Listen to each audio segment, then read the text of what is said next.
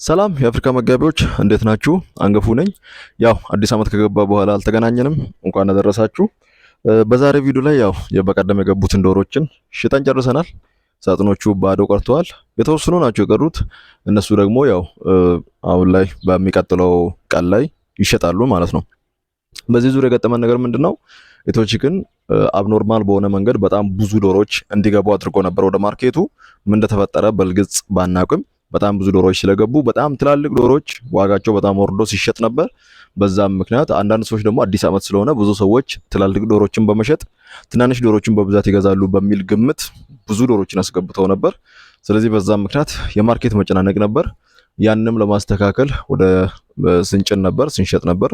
ዶሮቻችን በጣም አሪፍ ቢሆኑም ዋጋቸው ግን የተወሰነ ሊያስቸግር ችሏል ማለት ነው። ይሄም የተከሰተው ባልኳችሁ ምክንያት ችግር ነው፣ ግን አሁን ተስተካክሏል። የበፊት የኢትዮቺክን የሳሶ ዶሮች ወረፋም ከነበረበት የአራት ሳምንት ምናምን አካባቢ በጣም ወርዶ ነበር።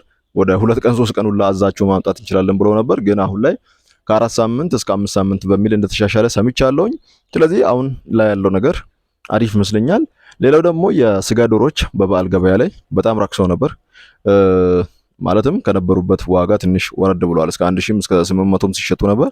በዚህም አንድ የገጠመኝ ነገር ምንድነው? አንድ ሰው ደውላልኝ በአንተ ምክንያት ነው፣ ቴሌግራም ላይ በእናንተ ምክንያት ነው ዶሮ ጀመርነው፣ ስለዚህ አክስራችሁናል በሚል የቁጣም የሚመስል ሜሴጅ ተልኮልኛል። ያ ልክ አይደለም ብዬ አስባለሁ። በእኔ በኩል ዶሮችን ስትጀምሩ የስጋ ዶሮችን ስትሰሩ በተቻላችሁ መጠን BSF እንድትጠቀሙ በተደጋጋሚ ተናግሬያለሁ። ይሄ ዶሮችን ስሩ ስል የስጋ ዶሮ ቪዲዮ ላይ ተመልክታችሁ ከሆነ የስጋ ዶሮ ስትሰሩ በተቻላችሁ መጠን BSF እንድትጠቀሙ፣ ሌሎች እንደነ አዞላ ሌሎች ግብአቶችን በመጠቀም ኮስታችሁን ዝቅ በማድረግ ፕሮፊታችሁን ከፍ አድርጉ ብዬ ነበር።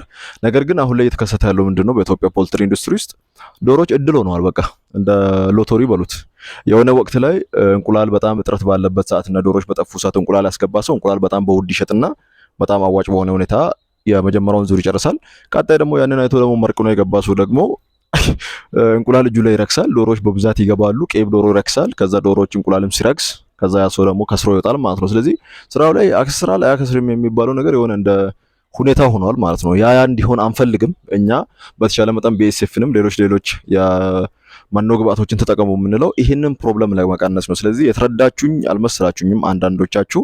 እኔ ዶሮ ስሩ ምለው ሁሌም ቢሆን በጣም በተጠና ሲስተም ነው። ስለዚህ ምናልባት ለኔ ለኮንሰልታንሲ ከፍላችሁ አማክሬያችሁ ያስጀመርኳችሁ ሰዎች አክስራኸኛል ብላችሁ ፐርሰናሊ ልታናግሩኝ ትችላላችሁ እንጂ እኔ ምንም በማላውቀው ሁኔታ ወይ አንድ ቪዲዮ አይታችሁ ወይ ቪዲዮን እንኳን ጀምራችሁ ሳትጨርሱት እኔን ሰምታችሁ ጀምራችሁ ከሰርን ብትሉ ትንሽ አያዋጣም። ስለዚህ አይመስልም።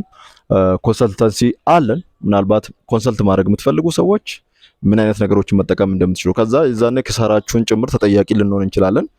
ኮንሰልት ማድረግ ትችላላችሁ። በተረፈ ግን ይሄንን ይመስላል። ያው በአዲሱ ዓመት ውስጥ የተከሰቱ ነገሮችን ልንገራችሁ ብዬ ነው በዚህ ቪዲዮ ለማውራት የፈለኩት። ሐሳቦች ይሄንን ይመስላሉ። ያው በቀጣዮች ግን በጣም ብዙ ቪዲዮዎች ተሰርተውላችኋል። እነዛን ቪዲዮዎችን በየቀኑ ለቅላችኋለሁ፣ በየሰዓቱ ለቅላችኋለሁ። በደንብ ያሉ ነገሮችን አሳውቃችኋለሁ። በዚህ አሁን ባልነው ጉዳይ እንደዚህ አክስራችሁኛል በምትሉ ሰዎች ደግሞ በደንብ ለናንተ መፍትሄ የሚሆን ሐሳብ ይዤ መጥቻለሁ። ሐሳቡን በቀጣዮቹ ቪዲዮዎች ላይ እናወራባችኋለን። ለዛሬው ግን ይሄ ነው ያለው ነገር። ስለዚህ የዶሮ ሽያጭ ሁኔታው ነው ያስጠፋን። ዶሮ የምትፈልጉ ሰዎች ዶሮች አሉ፣ አሁንም የሚገቡ ዶሮች አሉ። ስለዚህ ሳሱ የምትፈልጉ ሰዎች ደውሉልን። ቦቫንስ ብሮ የምትፈልጉ ሰዎች ደውሉልን። እንቁላልጣይ የምትፈልጉ ሰዎች ዶሮች በብዛት አሉን፣ ዶሮችን እናቅርብላችኋለን። የኛ ዶሮች በጣም ኢንተርናሽናል ናቸው። ዓለም አቀፍ ስታንዳርዳቸውን የጠበቁ በጣም ተወዳጅ ዶሮች ናቸው። ስለዚህ እነዚህን ዶሮች በብዛት ማግኘት ትችላላችሁ። ሌሎች ነገሮችን ደግሞ በቀጣይ ቪዲዮ እናወራባችኋለን። አይ አም ባክ ለማለት ነው። በቀጣይ ቪዲዮ እስክንገናኝ ድረስ መልካም ጊዜ ይሁንላችሁ።